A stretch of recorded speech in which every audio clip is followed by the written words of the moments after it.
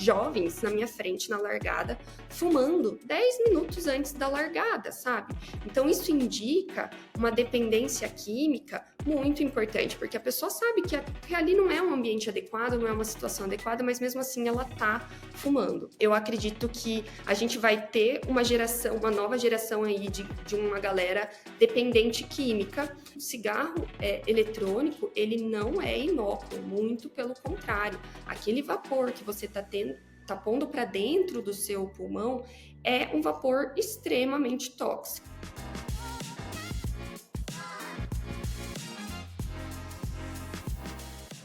E aí, bem-vindo a mais um episódio do GMcast. O episódio de hoje foi com a Manu Truitt, que é médica especialista em pneumologia. Ao longo do papo, a gente passou por alguns pontos principais. Entre eles, qual a função do pulmão, qual a relação do pulmão com o coração, que tipo de cigarro faz mais mal para a saúde, alguns malefícios do cigarro eletrônico, e no fim ela compartilhou algumas dicas para quem tá querendo parar de fumar e tá no começo do processo. Meu nome é Gui Monteiro, eu curto muito startups e corrida de rua, e o grande motivo pelo qual eu consegui continuar esse podcast foi por causa do patrocínio da Liquids. Para quem não sabe, quando a gente sua, a gente não tá perdendo só água, a gente também tá perdendo sais minerais que precisam ser repostos para que a gente tenha uma hidratação de qualidade. A primeira forma que vem na cabeça de muita gente para repor esses sais minerais é através de isotônicos. Porém, um grande problema desse isotônico que veio na sua mente aí é que ele tem muito açúcar, muito corante e ele não faz tão bem quanto a propaganda faz parecer. É justamente para isso que existe a Liquids. Liquids é um pacotinho de eletrólito que tem 3 vezes mais eletrólitos que o isotônico padrão, não tem açúcar, não tem corante e é feito à base de água de coco orgânica. Eu tenho usado Liquids todos os dias e eu garanto pra vocês que eu tenho me sentido muito melhor por causa disso. E assim, eu sou um atleta amador, então eu acho até ok você não confiar tão em mim sobre a eficácia do Liquids,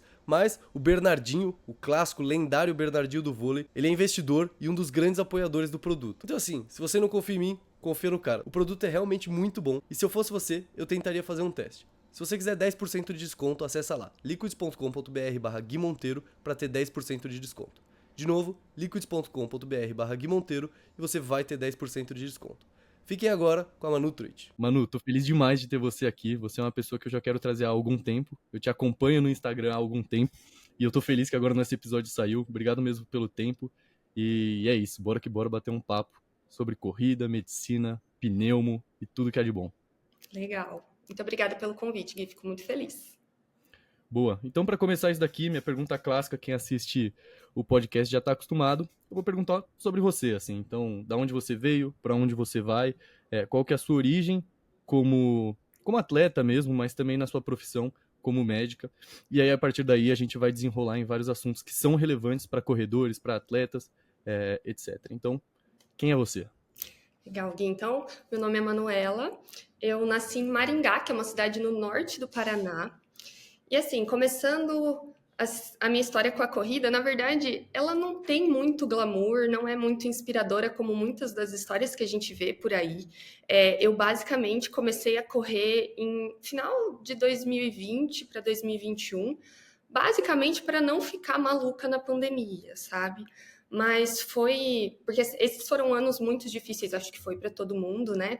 Mas como você disse, eu sou médica, eu fiz medicina na Universidade Estadual de Maringá, depois eu fiz residência em clínica médica na USP Ribeirão Preto, né? E depois fui fazer pneumologia na USP São Paulo.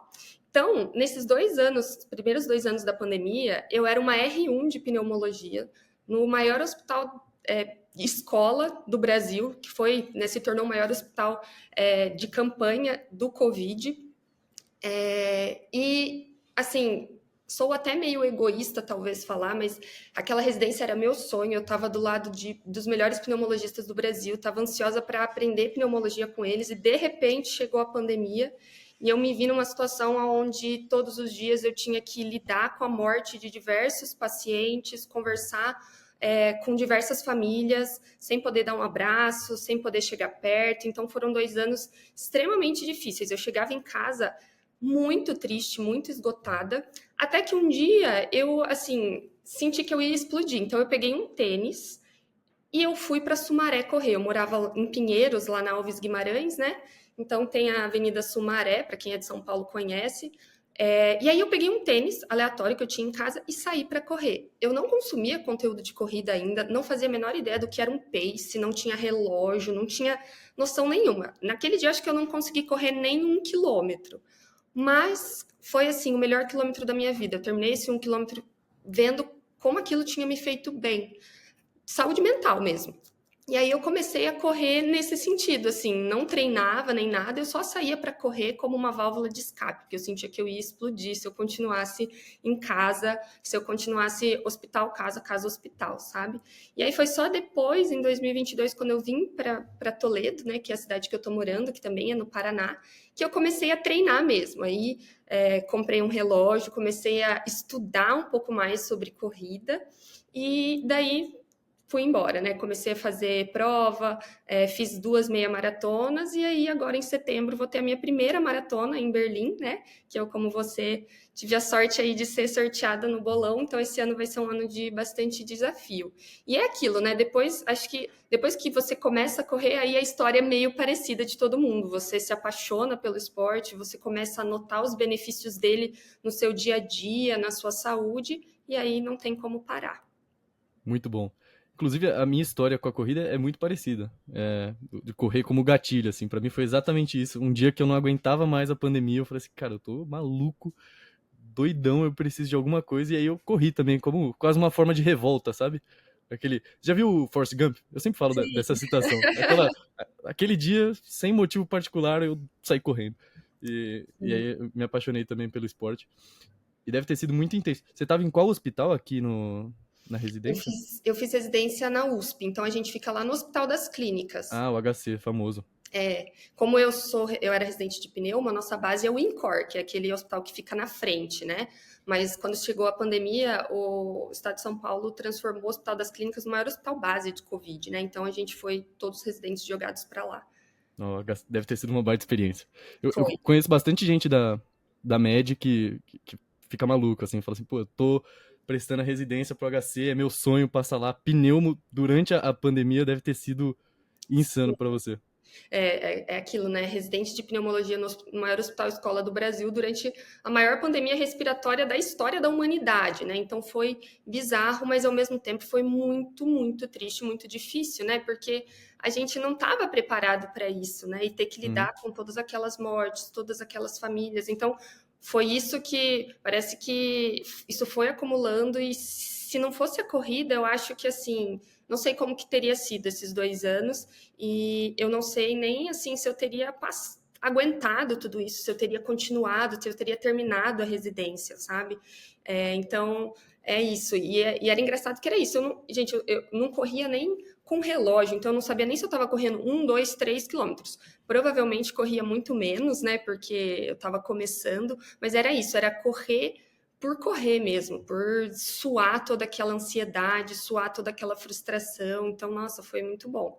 E aí, depois que você entra no mundo da corrida, a corrida fica muito mais legal, né? Quando você começa a estudar, começa a treinar de verdade, compra os apetrechos que todo mundo tem, aí vai Aí você tá embora. convertido, aí não tem mais volta. Uma das coisas que você falou algumas vezes é treinar de verdade. Isso é uma coisa que eu queria entender como que foi pra você, porque eu acho que essa transição, ela acontece pra todo mundo. Eu quero ouvir como que foi pra você, especialmente da perspectiva de alguém que entende realmente a parte pulmonar, assim, como que foi isso pra você? Então vamos lá, como que foi o treinar de verdade pra você? Você entrou numa assessoria, o que que aconteceu ali? Na verdade, Gui, até hoje eu não entrei em nenhuma assessoria, inclusive é uma coisa que eu quero agora para esse ano. O que eu fiz o Viva Corrida da Raquel Castanharo. Não sei se você conhece, né?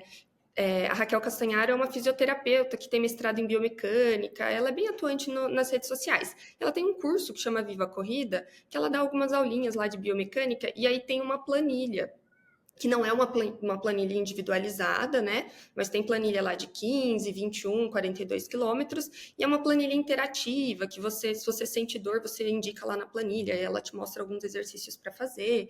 Então, eu peguei a planilha dela e comecei a seguir. E assim, eu falo assim para a galera que conversa sobre corrida comigo, como corrida é um esporte legal, porque a partir do momento que você se dedica para isso, você evolui de uma forma absurda, né? Você consegue perceber a importância dos estímulos variados, né? Então, quando você começa a colocar, por exemplo, um treino em uma frequência cardíaca menor, né? Um treino regenerativo, associando treinos com frequência cardíaca maior, treinos que associam tiro e treinos mais longos, você vai vendo como trabalhando as diferentes zonas, e aí a gente está falando de treino aeróbico, a gente está falando de limiar anaeróbico, quando você consegue treinar em diversos estímulos, você vai criando adaptações, tanto do ponto de vista cardiovascular, quanto do ponto de vista periférico, muscular, articular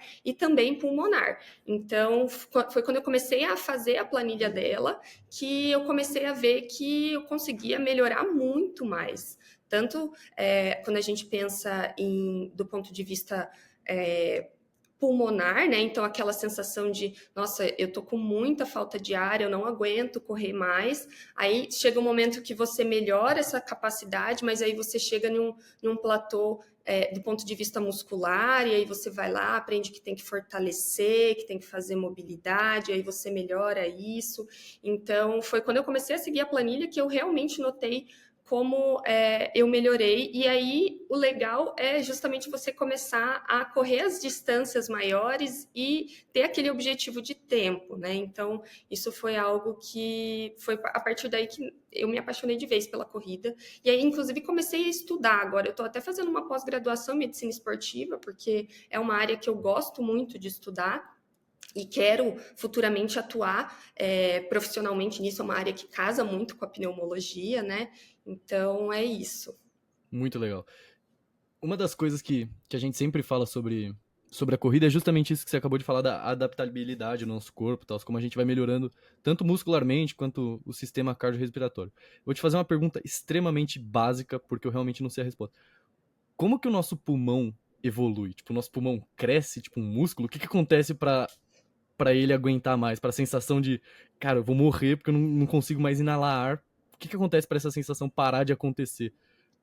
Do ponto de vista de adaptação mesmo. E essa é uma pergunta bem inteligente, na verdade. Olha só. Quando a gente pensa em limitação do exercício, a gente tem que pensar em 3 compartimentos, basicamente.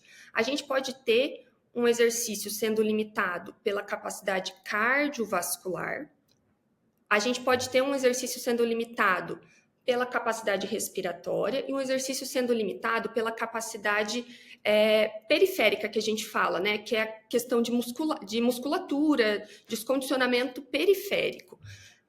O nosso pulmão, ele é um órgão que tem uma reserva muito grande. Então, para a gente atingir a capacidade máxima do nosso pulmão e isso passar a ser um limitante no exercício, você tem que ser uma pessoa muito condicionada. Então, na verdade, essa grande falta de ar, que muitas vezes limita a gente em um treino, por exemplo, intenso, essa percepção de falta de ar não vem porque o nosso pulmão não consegue trabalhar mais, mas muitas vezes porque o nosso coração atingiu uma frequência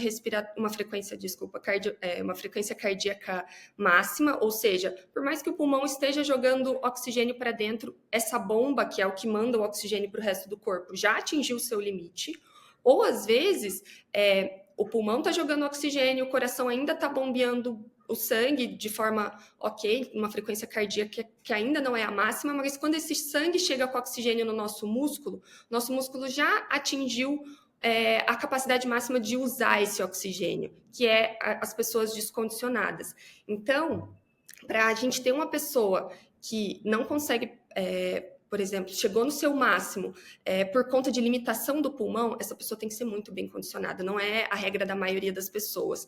Na residência, eu tive contato com um ciclista que ele tinha um VO2 aí de uns 80, que é um VO2 bizarro, e ele, assim, ciclista de elite. Ele, sim, foi o único paciente que eu me lembro da gente colocar na ergospirometria, que é o teste cardiopulmonar, que é um teste que a gente usa para avaliar qual que é o limitante, e que desse paciente, o limitante era o pulmão. Ou seja, ele era tão bem condicionado que o pulmão dele chegou no máximo, não conseguia mais mobilizar um excedente de ar que precisava para evoluir. Então, foi o único caso, sabe?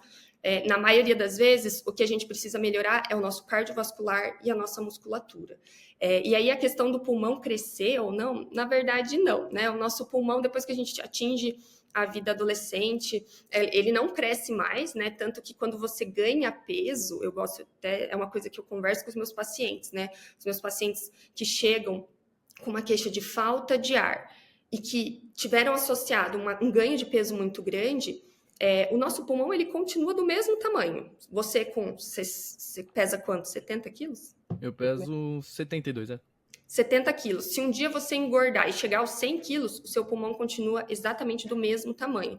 É por isso, inclusive, que pessoas obesas têm falta de ar, porque o pulmão continua do mesmo tamanho, a musculatura da caixa torácica continua do mesmo tamanho e ela tem aquele peso extra para trabalhar, né? Então, o nosso pulmão, na verdade, ele não cresce. O que a gente faz quando a gente treina é tornar ele mais eficiente, mas ainda assim a gente tem uma reserva pulmonar muito grande.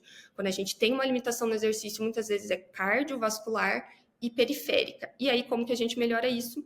Treinando. É assim que a gente vai conseguir melhorar. Entendi. Um dos termos que você citou, eu acho que é legal a gente aprofundar bastante, que é o VO2 máximo, que é, querendo ou não, é aquela métrica que é importante, todo mundo vê no relógio, pouca gente sabe o que significa. Eu queria aprofundar um pouco nisso, porque é uma métrica bastante relevante. Você falou 80, para algumas pessoas que não sabem o quão alto esse número é bizarro, assim. A média do maratonista sub 3 é tipo 65, pelo que eu sei, então 80, o cara era uma aberração. O que é o VO2 máximo e qual a importância dele para quem pratica esportes, especificamente de endurance? Então, o VO2 máximo nada mais é do que um parâmetro que mede a nossa capacidade aeróbica. Ele é uma medida do consumo de oxigênio. E aí eu gosto de comparar o nosso corpo com um carro de esporte, assim, um carro esportivo. Pode ver, quanto mais potente o carro, mais combustível ele consome, mais combustível ele bebe, né? E o nosso corpo, ele é mais ou menos assim. Quanto maior a nossa capacidade aeróbica, mais oxigênio o nosso corpo consegue consumir. Então, quanto maior o VO2 de uma pessoa, maior a capacidade aeróbica dela. E aí, por que o oxigênio ele é tão importante, né, para nós, por exemplo, quando a gente pensa na fisiologia do esporte? A gente tem uma organela, né, dentro das nossas células que chama mitocôndria. A gente lembra Essa eu aí lembro, do hein? ensino médio. Então, essa mitocôndria é como se fosse uma usina de energia. E aí, ela pega um combustível, que geralmente é o carboidrato, em algumas outras ocasiões pode ser gordura, pega esse combustível e transforma em energia, que é o tal do ATP, que é a moeda de energia que o nosso corpo usa, né? Para fazer qualquer coisa, ele precisa de ATP. Então, a mitocôndria é a usina, pega lá o combustível e transforma em ATP. Só que para conseguir transformar em ATP, a forma mais eficiente que a mitocôndria tem é através da respiração celular, que é o ciclo de Krebs e tudo mais. E para isso ela precisa de oxigênio. Então o oxigênio ele entra como um fator importantíssimo nesse processo de respiração celular. Tanto que depois, quando a gente está, por exemplo, praticando uma corrida em uma intensidade um pouco mais alta, a partir do momento que a gente ultrapassa o nosso limiar anaeróbio e chega no nosso ponto de compensação respiratória, esse ponto é muito próximo do nosso VO2 máximo. Quando a gente passa do nosso VO2 máximo, a gente consegue manter esse exercício por pouquíssimo tempo, justamente porque o nosso corpo ele esgotou essas formas de produzir ATP, e aí é o momento que o nosso corpo ele para, porque a gente não consegue progredir, não consegue continuar o exercício. Então o VO2 ele é isso, é a capacidade do nosso, é uma medida que avalia a capacidade aeróbica, capacidade do nosso corpo de consumir oxigênio. Quanto mais condicionada a pessoa for, mais oxigênio ela consegue usar, e justamente por isso que ela consegue correr uma distância maior ou numa potência maior. Então, é basicamente isso. Entendi. E uma coisa legal de falar também, já tiveram vários estudos que mostraram que o VO2 é uma das medidas mais associadas à longevidade. Então, quanto maior o seu VO2, maior a chance de você viver mais. Então, não é só um número que a gente vai lá e fala, olha que legal, meu número está aumentando, né? Então, é um parâmetro também para a gente avaliar risco de morte. Agora eu vou te fazer uma pergunta de $1 milhão. Como aumenta o VO2 máximo? Tipo assim, as pessoas nascem com VO2 máximo e acabou? Ou dá pra melhorar? Não, a gente aumenta nosso VO2 máximo treinando, porque justamente aquelas adaptações que a gente comentou, elas vão, condicionando o nosso corpo, ensinando o nosso corpo a utilizar melhor o oxigênio. Então, a partir do momento que você treina, acontece uma coisa que chama biogênese mitocondrial, ou seja, a mitocôndria ela se divide e vira duas. Então, a partir de agora, a gente tinha uma usina de energia, agora a gente já tem duas. Então, o treino estimula isso. O treino, além do nosso corpo ser capaz de usar o oxigênio, então o oxigênio chegar lá no músculo e esse músculo conseguir usar na mitocôndria, a gente precisa facilitar com que esse oxigênio chegue lá no músculo. Então, para isso, a gente treina para que o nosso pulmão consiga ser mais eficiente, que o nosso sistema cardiovascular consiga ser mais eficiente, e aí a gente monta essas engrenagens que começam a funcionar junto. Então, para a gente melhorar o nosso VO2, é treino. Para você ter uma noção, né, e assim... eu não sou apegada a números, mas eu acho legal o exame da ergospirometria, o teste cardiopulmonar, para ver essa evolução. Ele serve também para a gente determinar exatamente as zonas de treinamento, né? Então, aquelas zonas de frequência cardíaca, as zonas de treinamento que o nosso treinador estipula para a gente, muitas vezes ele é feito baseado num cálculo que a gente usa a média da população e tudo mais, faz lá o teste de 3 quilômetros, mas o melhor jeito de você saber exatamente quais são seus limiares, quais são suas zonas cardíacas de treino, é fazendo o teste cardiopulmonar. E eu, por exemplo, fiz um teste cardiopulmonar no começo da residência, quando eu ainda não treinava direito, e meu VO2 máximo era de 35. VO2 bom, normal para uma pessoa que não treina, né? Com 1 ano de treinamento, eu repeti, meu VO2 subiu para 49. Então, para você ver que 1 ano treinando certinho, já trouxe todas essas adaptações que permitiram que o meu corpo conseguisse utilizar mais oxigênio ainda. Uma das coisas que eu ouço muito falar sobre o treinar certinho para evoluir o VO2 é de fazer aquele 80-20. Então, fazer a maior parte dos treinos, a grande maior parte dos treinos, devagar, numa frequência baixa ali, que algumas pessoas, alguns americanos, principalmente do ciclismo, chamam de Z2, zona 2, algumas a gente chama de zona 1 aqui no Brasil, às vezes zona 2, zona de manutenção, etc. Qual que é a importância de correr devagar ou de treinar devagar no desenvolvimento do VO2? E por que a galera fala que 80% dos treinos tem que encaixar nisso? Quando a gente fala em zona 1, usando as 3 zonas clássicas de treinamento, a zona 1 é aquela que fica abaixo do limiar anaeróbio. Então, até a gente atingir o limiar anaeróbio, o nosso corpo está lá conseguindo usar substrato, está conseguindo produzir energia.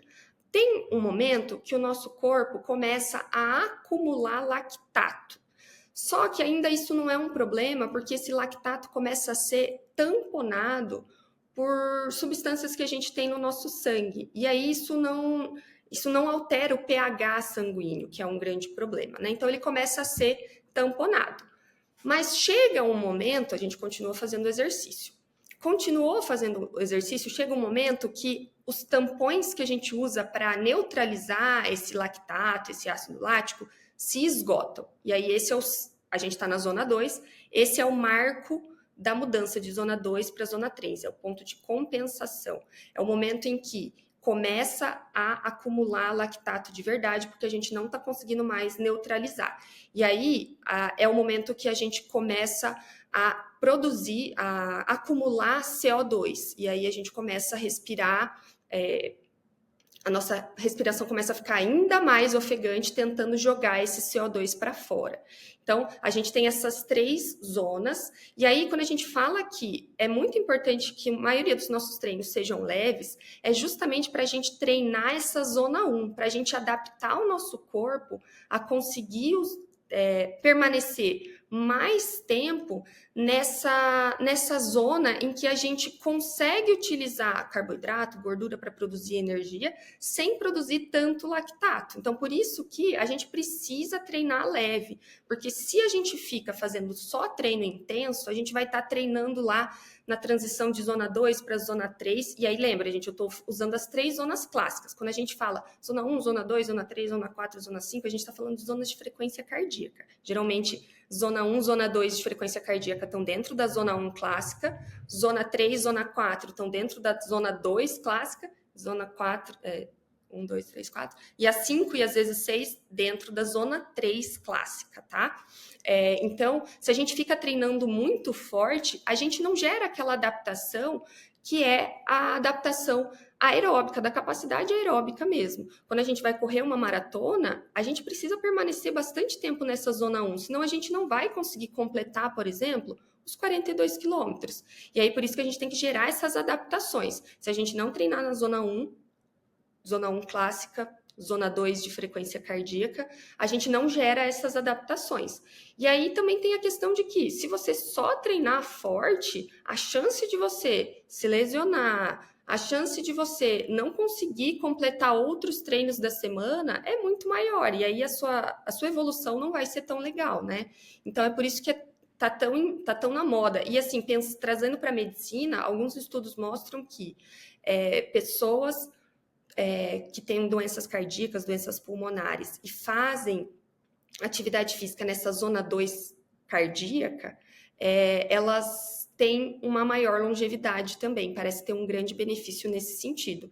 Então, é por isso que a gente insiste tanto que a gente precisa treinar leve. Às vezes é difícil, né? A gente fala, não, mas eu posso muito mais do que isso. Aí você está treinando, passa uma pessoa super rápida do seu lado, você, não, eu quero acompanhar e tudo mais. Mas é aquilo, você precisa gerar a adaptação dessa zona 1 clássica, que é o que vai fazer você evoluir, principalmente quando a gente pensa em capacidade aeróbica. Não sei se eu fui muito clara, eu nunca tive que explicar isso assim para um público mais leigo, assim, né? Então, não sei se ficou claro. Foi 200% claro. Eu entendi. Então, eu imagino que as pessoas entenderam também, porque eu sou zero bom em saúde. Então, inclusive, uma das coisas que fica muito claro na minha cabeça eu sou da engenharia, né? E uma parte do meu estudo da engenharia foi dentro de tecnologia nuclear. Então, eu estava estudando muito como que funcionam sistemas hidráulicos, de alguma forma, dentro de um reator nuclear.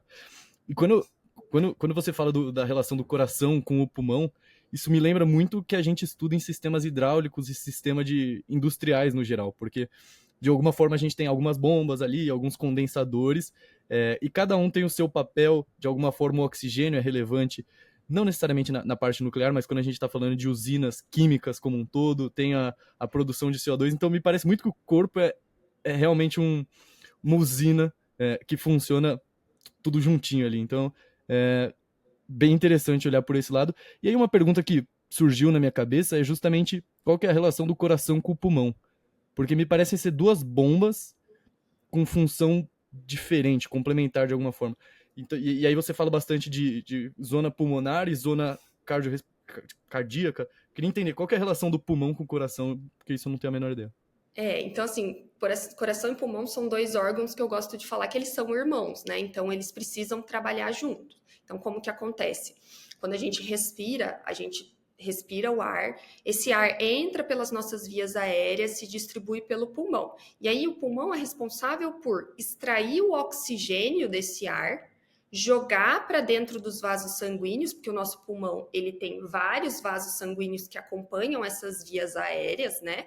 Esses saquinhos alveolares, e aí ele extrai esse oxigênio do ar, joga para dentro do vaso sanguíneo, ele aproveita e pega o CO2, né, que está dentro do nosso sangue e joga para fora. Então, é essa troca gasosa que a gente fala, a gente manda oxigênio para dentro, joga CO2 para fora.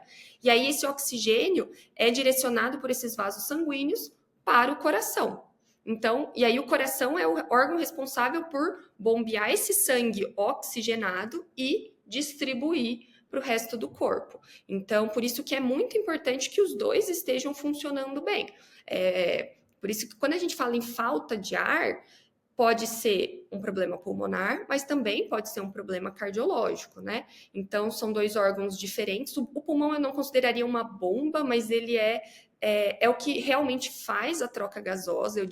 Eu sou meio suspeita, mas eu acho o órgão mais lindo do nosso corpo. E aí, o coração ele é responsável por bombear esse sangue que agora está rico de oxigênio para o resto do corpo.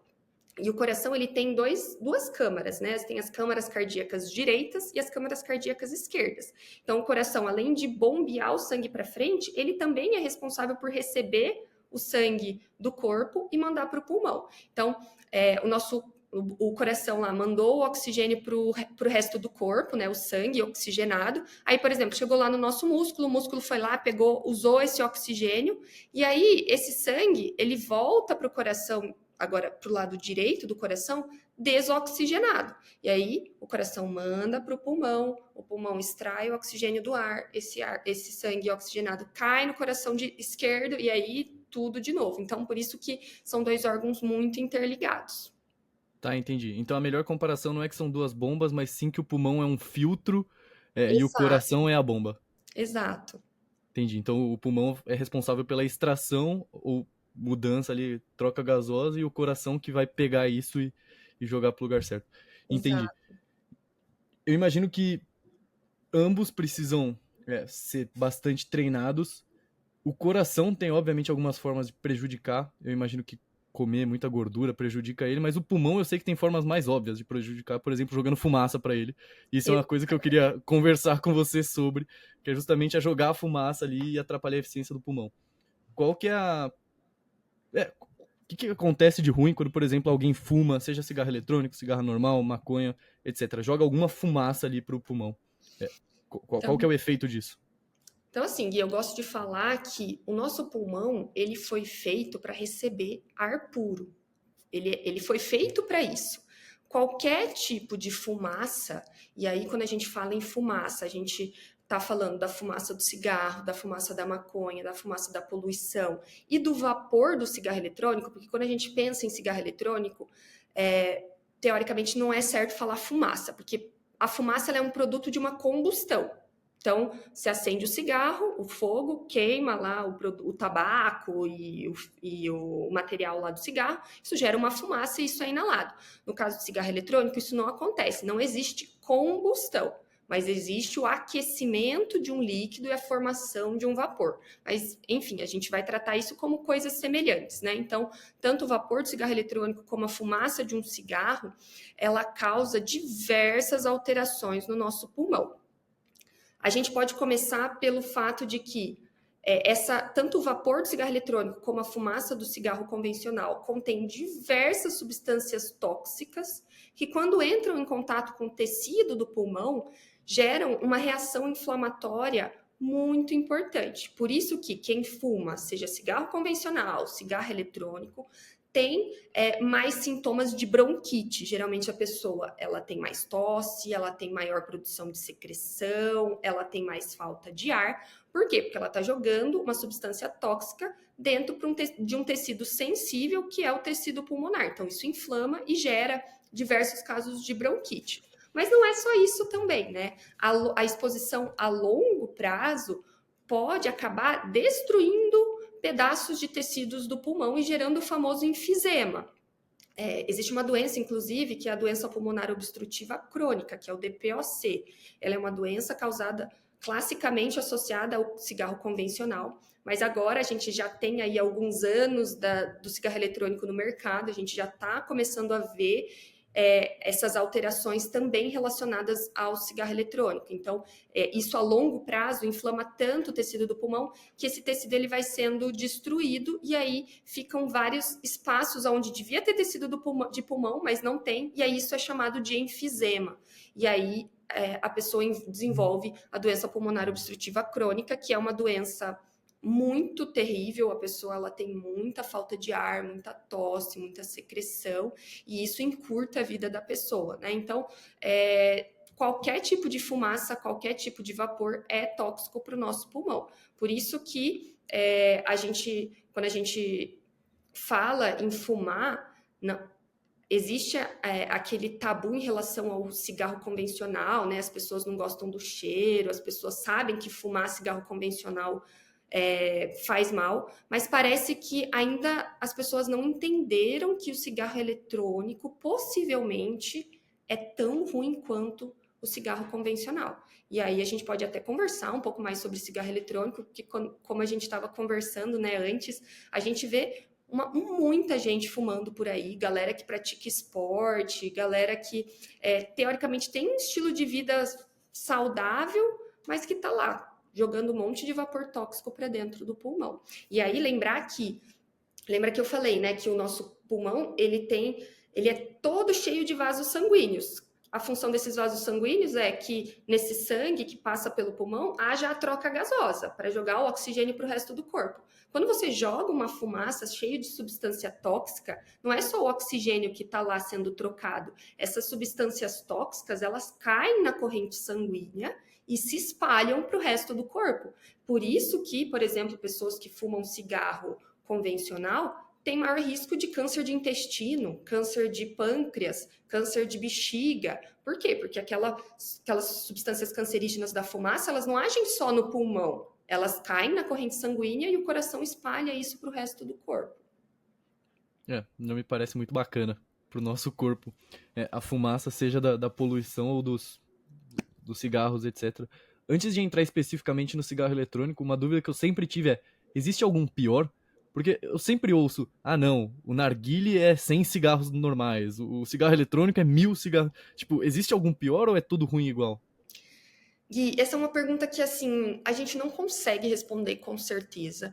Por quê? Na medicina, quando a gente quer comparar duas coisas, por exemplo, a gente quer saber qual remédio é melhor, esse ou aquele. O que a gente faz? A gente faz um estudo. Geralmente são ensaios clínicos randomizados, ou seja, a gente pega 2 grupos de pessoas, aleatoriamente coloca elas em 2 grupos, para que esses 2 grupos sejam bem semelhantes, e aí para um grupo a gente dá a medicação A, para outro grupo a gente dá a medicação B, e a gente acompanha e analisa lá o desfecho que a gente quer ver, para ver em qual grupo que, por exemplo, vamos falar de antihipertensivo, então um remédio para pressão. A gente quer comparar o remédio A com o remédio B. Então a gente divide as pessoas em 2 grupos, cada um recebe um desses remédios, e aí a gente acompanha e vê lá no final qual grupo que teve a menor pressão arterial.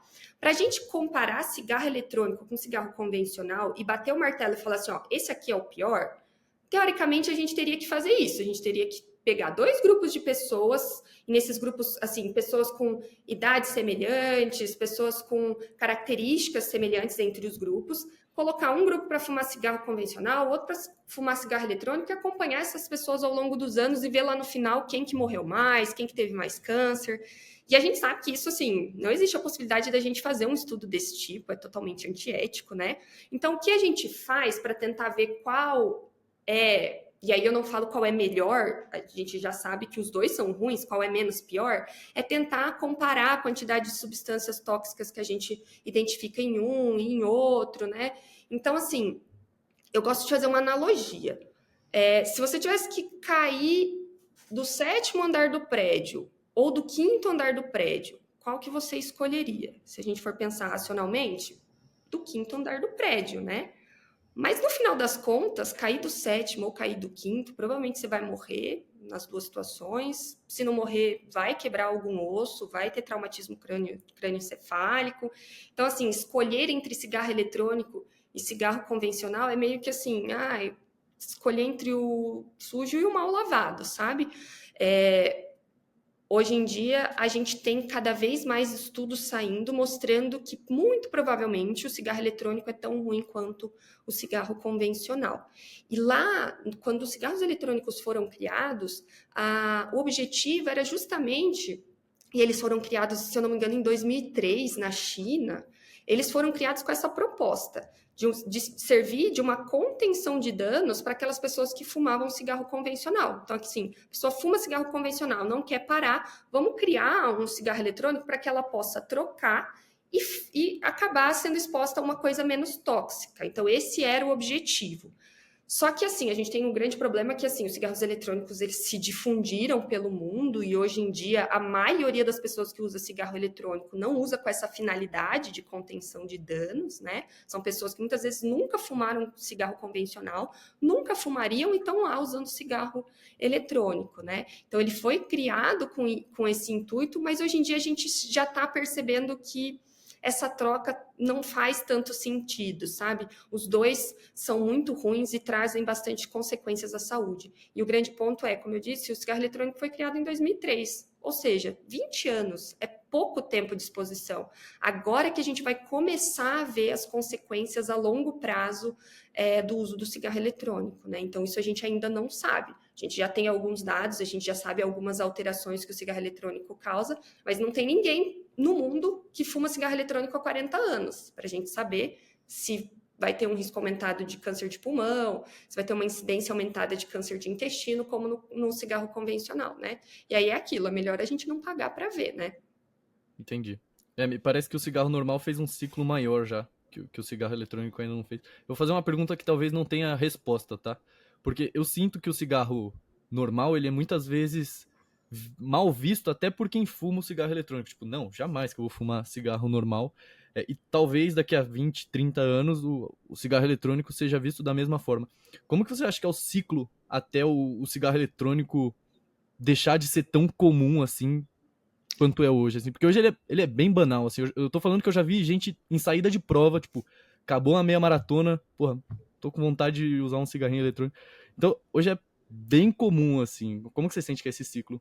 Então, Gui, isso que você notou é um dos grandes problemas do cigarro eletrônico. A indústria do cigarro eletrônico, ela, de uma forma bem maléfica, conseguiu resolver um dos problemas do cigarro convencional, que é de tirar o cheiro insuportável do cigarro. Então, os cigarros convencionais, os cigarros eletrônicos, eles têm os flavorizantes, né? Então, a gente tem o cheirinho de uva, o cheirinho de manga, o cheirinho de creme brulee. Eu já vi, assim, tem mais de 600 flavorizantes no mercado, né? Então, as pessoas, elas não têm aquela, como que eu posso dizer? Aquele tabu em relação ao cigarro convencional de, eu não fumo em ambiente fechado porque vai ficar cheiro na roupa, não fumo perto de pessoas. Não, o cigarro eletrônico ele tem um cheiro agradável. Então, as pessoas elas fumam dentro de ambiente fechado, elas fumam dentro de casa, elas fumam no trabalho. E aí, isso gera, na verdade, uma dependência muito maior, porque as pessoas elas passaram a fumar em ambientes que o cigarro convencional ele não é aceito. E aí, isso a gente até pode falar sobre a dependência química relacionada, né? E quando a gente vê uma pessoa, você disse, né, pós-prova, eu na meia maratona das Cataratas que eu corri, que inclusive é uma prova lindíssima, sugiro a todos que corram, a gente corre dentro lá do Parque das Cataratas, com as cataratas de fundo, é uma prova sensacional. Eu vi jovens, eram meninos bem jovens na minha frente na largada, fumando 10 minutos antes da largada, sabe? Então, isso indica uma dependência química muito importante, porque a pessoa sabe que ali não é um ambiente adequado, não é uma situação adequada, mas mesmo assim ela está fumando. Então, eu acredito que a gente vai ter uma nova geração aí de uma galera dependente química, e aí a gente pode falar um pouquinho sobre o que tem dentro dos cigarros eletrônicos e por que as pessoas elas são viciadas, até para que o seu público, que é um público mais jovem, entenda que o cigarro eletrônico ele não é inócuo, muito pelo contrário. Aquele vapor que você está pondo para dentro do seu pulmão é um vapor extremamente tóxico. Então, vamos entender como funciona o cigarro eletrônico, né? Então, o cigarro eletrônico, ele tem um sensor que quando a pessoa puxa, esse sensor detecta essa inspiração, ativa um atomizador, uma resistência que é alimentado por uma bateria, e aí isso esquenta um líquido. E aí, o aquecimento desse líquido forma o vapor. E aí você vai ver muita gente falando aí, mas lá dentro desse líquido do cigarro eletrônico só tem glicerol, só tem propileno glicol, só tem lá o cheirinho, mas não é bem assim. Primeiro que esses produtos eles não são regularizados no Brasil. Então, assim, a Anvisa, ela não passa, isso não passa por uma regulação da Anvisa para a gente ter certeza que o fabricante está dizendo que tem lá realmente é o que tem lá. E vários estudos em laboratórios aqui do nosso país já pegaram várias marcas e viram que existem muito mais substâncias do que o fabricante indica lá. Mas, de qualquer forma, principalmente o glicerol e o propileno glicol, que são duas substâncias presentes nesse líquido, quando eles são aquecidas, eles sofrem uma oxidação, uma decomposição, e aí acontece a formação de diversas outras substâncias tóxicas, como, por exemplo, óxido de propileno, formaldeído, acetaldeído, benzeno, que são substâncias sabidamente tóxicas e algumas, inclusive, possivelmente carcinogênicas. Então, não caiam na conversa de que no líquido do cigarro eletrônico só tem glicerol, só tem propileno glicol. Não, a gente tem que lembrar que o que você está colocando para dentro é o vapor criado pelo aquecimento dessas substâncias. E aí, a gente tem mais de 2.000 substâncias já detectadas. E, além disso, no cigarro eletrônico tem nicotina. Muita gente acha que cigarro eletrônico não vicia, mas muito pelo contrário. A nicotina, ela é uma das substâncias com maior potencial viciante que existem. Eu brinco assim, o vício do tabaco, do tabagista, ele é um dos vícios mais difíceis, justamente por conta da nicotina. Eu digo, uma pessoa parar de cheirar cocaína, por exemplo, é mais fácil do que uma pessoa parar de usar o tabaco, por exemplo, por conta da nicotina. Ela tem um potencial viciante extremamente elevado. E aí, a nicotina que tem no cigarro convencional é um pouquinho diferente da nicotina que existe nesses cigarros eletrônicos mais novos. Principalmente os pods que a gente vê, que são os em formato de pendrive, que são aqueles descartáveis, são os que a gente mais vê por aí. A indústria, ela conseguiu desenvolver uma nicotina diferente. Ela é um sal de nicotina. Então, é um pouquinho diferente da nicotina do cigarro convencional. E por que isso é algo ruim? A nicotina do cigarro normal, como que funciona? A gente acendeu o cigarro, pôs na boca, jogou a fumaça lá para dentro do pulmão. A nicotina dessa fumaça cai na corrente sanguínea e em mais ou menos 15 segundos, essa nicotina já está no seu cérebro fazendo algumas mudanças lá, ativando alguns receptores.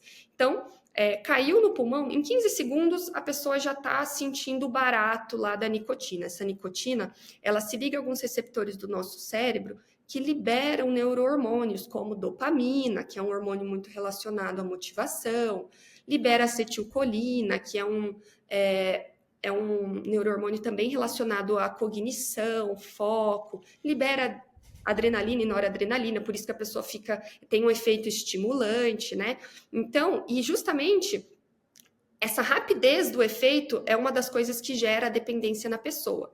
E aí, conforme a pessoa vai fumando cigarro e sendo exposto a essa nicotina, o sistema nervoso central dessa pessoa sofre uma neuroadaptação.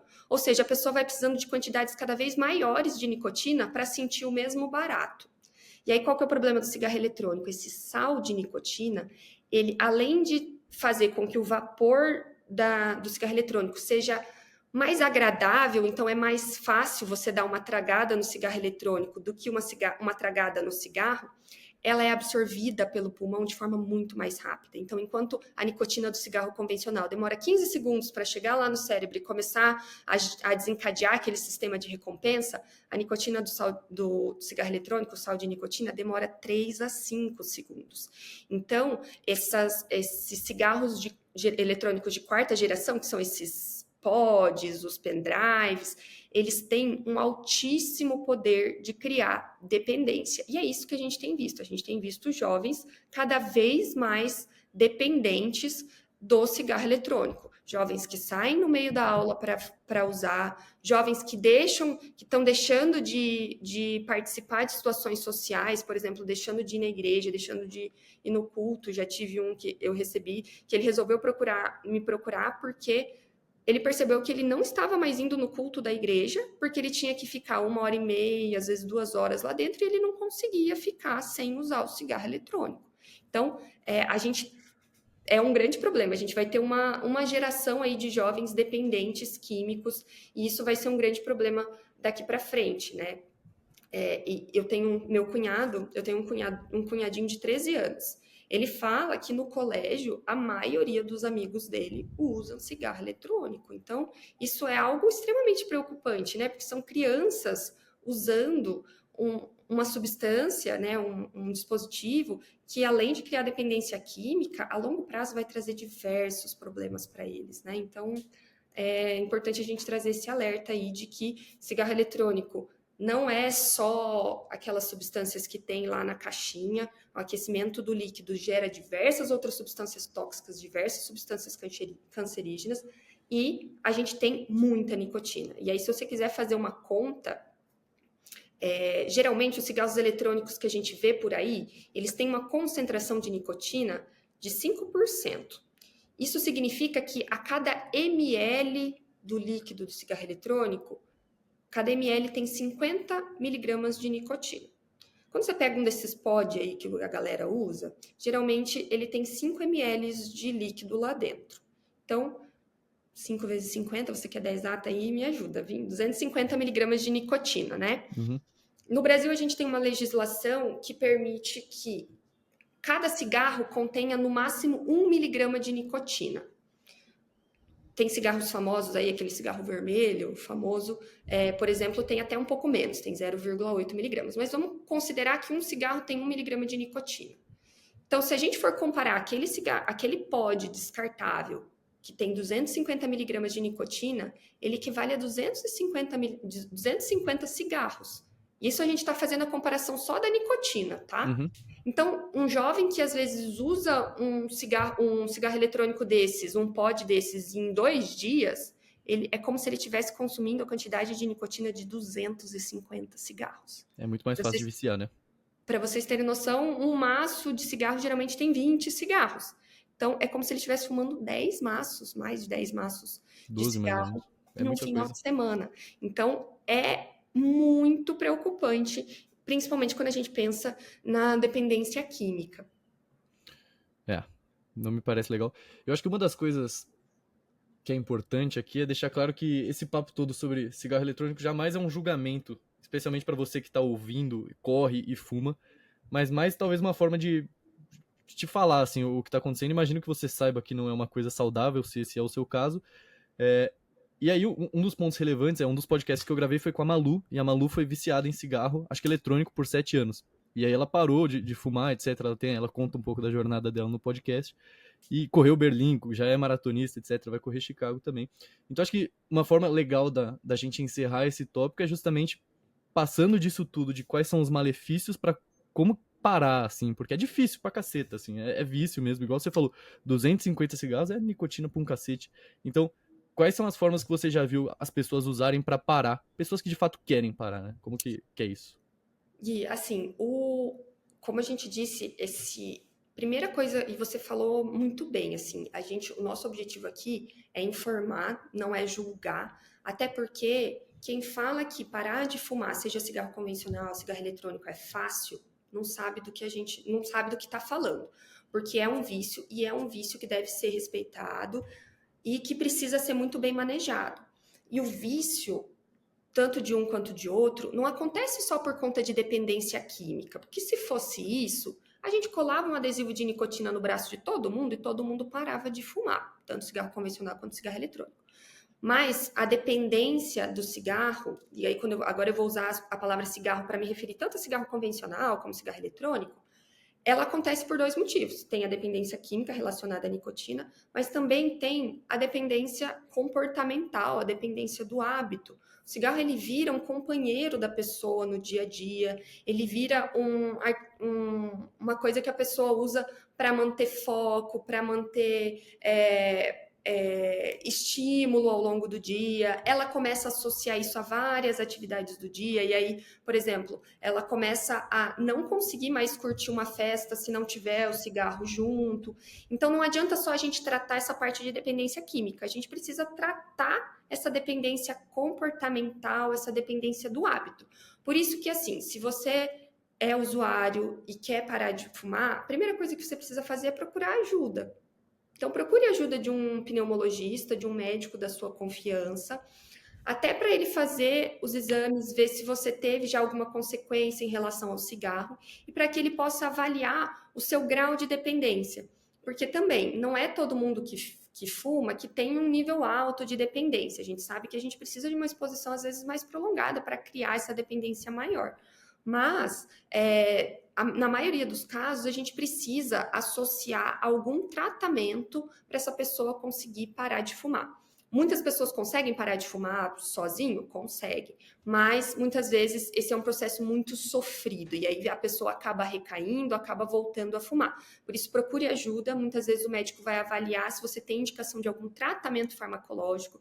Hoje em dia a gente tem opções de adesivo de nicotina, goma de nicotina, a gente tem algumas medicações também que ajudam nesse processo e a gente vai associar também uma terapia cognitivo-comportamental. Então, nas consultas, por exemplo, dos meus pacientes que me procuram para parar de fumar, seja cigarro convencional ou cigarro eletrônico, eu ajudo a pessoa a entender quais os momentos do dia que ela mais fuma, quais são os gatilhos, porque tem que ter uma mudança de comportamento, uma mudança do ambiente.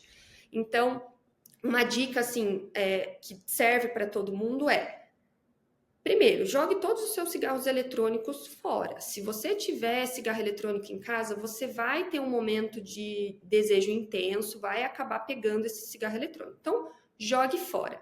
Deu vontade de fumar? O nome dessa vontade, desse desejo intenso de fumar, que leva a pessoa a ir lá pegar e fumar, é fissura.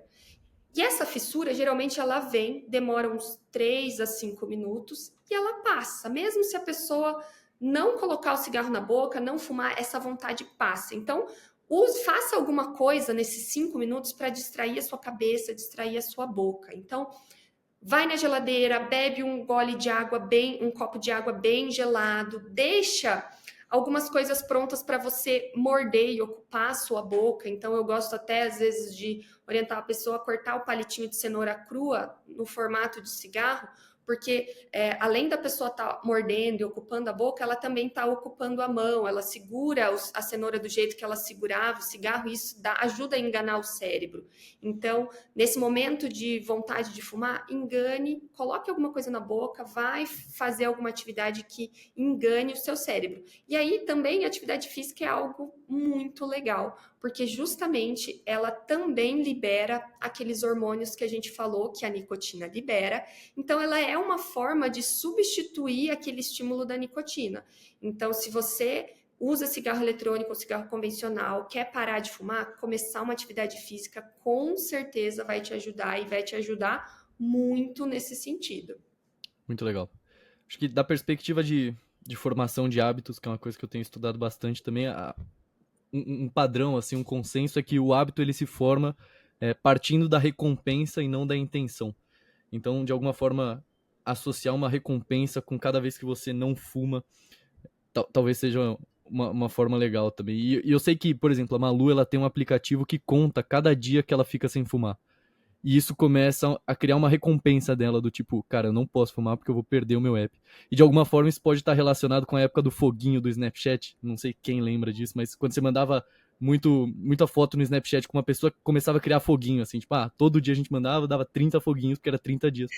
E isso começa a criar um sistema de recompensa na nossa cabeça. Sim. E outra coisa é a identidade. Outra coisa dentro da formação de hábito é a identidade. Eu sempre falo isso, eu não gosto de correr, eu sou corredor. E eu vejo a Malu fazendo isso. Ela fala assim, eu parei de fumar, eu não sou fumante. Então isso também parece ser um passo relevante na formação do hábito de não fumar. E assim, uma última coisa que eu tenho pra falar sobre isso é que todo mundo é viciado em alguma coisa. Não tem julgamento de você ser viciado no cigarro eletrônico. Eu sou viciado em corrida, é uma coisa que eu também tenho que tratar de alguma forma. Tem gente que é viciado em jogos, tem gente que é viciado em... Então assim, é um vício como todos os outros. E se você sente que isso tá te atrapalhando, talvez seja a hora de parar. Mas é uma decisão sua. E, Manu, queria te agradecer demais pelo tempo, por participar aqui desse meu podcast. Eu sinto que a gente gerou valor demais para as pessoas. E é isso. Quem quiser te encontrar, passar com você, conversar mais com você, onde que a pessoa te encontra, quais arrobas, qual o lugar do seu consultório, dá um geralzão sobre você pra gente fechar isso aqui. Gui, então assim, primeiro eu queria agradecer a oportunidade. Eu fiquei realmente muito feliz pelo convite, porque o público que ouve o seu podcast é um público mais jovem, então é um público que geralmente, às vezes, não pensa muito nas consequências a longo prazo das coisas que faz, né, na vida atual. Então, uma das coisas que eu mais amo fazer é é comunicar saúde, é trazer informação, espalhar informação em relação à saúde com evidência científica, informação de qualidade, e vir aqui no seu podcast foi uma oportunidade muito legal de falar com essa galera mais jovem, principalmente sobre cigarro eletrônico, então eu agradeço muito o convite. Eu, na verdade, tenho 2 perfis no Instagram. Eu tenho um perfil que é um perfil um pouco mais profissional, onde eu falo bastante sobre cigarro eletrônico, então quem quiser saber mais detalhes de quais são esses malefícios do uso de cigarro eletrônico, eu tenho vários vídeos lá, explicando de forma bem mastigada. Então eu pego os artigos que eu leio, eu mastigo e trago de forma simplificada para que todo mundo consiga aplicar isso na sua vida. E aí o meu arroba é manutruit.pneumo. E como agora eu estou fazendo medicina esportiva e eu gosto bastante de estudar o assunto e vou correr a maratona, eu criei um perfil paralelo que é onde eu compartilho a minha rotina de corrida e eu trago bastante evidência científica do que a gente pode fazer para melhorar a performance, porque é uma coisa que eu faço para mim, eu gosto de estudar e aplicar isso na minha vida. E aí eu comecei a fazer também vídeos por lá, que é o corre.manuela.